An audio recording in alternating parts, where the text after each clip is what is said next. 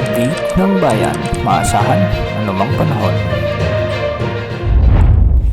Magandang araw po sa ating lahat. Narito na ang latest update sa magiging lagay ng ating panahon sa susunod na 24 oras at sa magiging lagay ng panahon sa mga susunod na araw. Sa kasalukuyan ay nakalabas na sa ating area of responsibility ang Bagyong Waning at wala na itong direkta sa anumang bahagi ng ating bansa.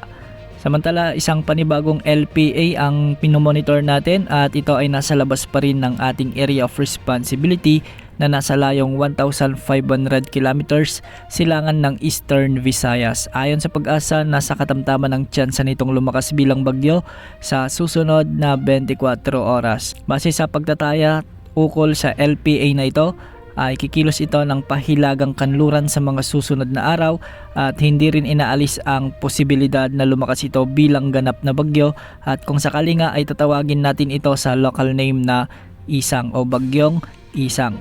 Base sa track nito sa mga ipinapakita ng wind models ay kikilos ito ng hilagang kanluran at hindi inaalis ang posibilidad na tatama ito sa bahagi ng Northern Luzon.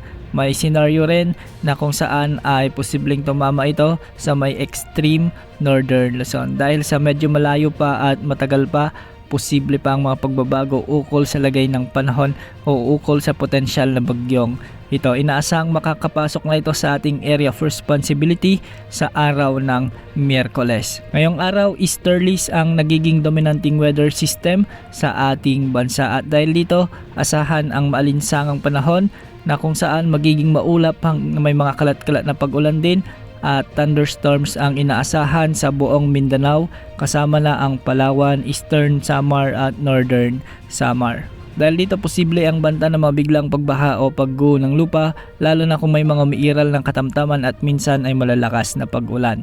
Dulot pa rin ng easterlies ay magiging bahagyang maulap hanggang sa maulap naman ang mga kalangitan na may mga isolated rain showers and thunderstorms sa bahagi ng Bicol region at ang nalalabing bahagi ng Mimaropa kasama na ang buong Visayas. Hindi rin inaalis ang banta ng mga biglaang pagbaha o pagguho ng lupa kung may mga umiiral na severe thunderstorms. Samantala, dahil naman sa localized thunderstorms ay magiging maulap naman ang mga kalangitan na may mga kalat-kalat na pag-ulan at thunderstorms sa Metro Manila at nalalabing bahagi ng Luzon. Walang nakataas na gale warning ngayon sa ating bansa ngunit ang mga pag-alon sa Southern Luzon, Visayas at Mindanao ay posibleng umabot hanggang 2.1 meters at sa nalalabing baybaying sakop ng Luzon ay posibleng mga pag-alon hanggang 2.1 meters. Yan muna ang latest sa lagi ng panahon. Ito po ang weather update ng bayan, maasahan anumang panahon.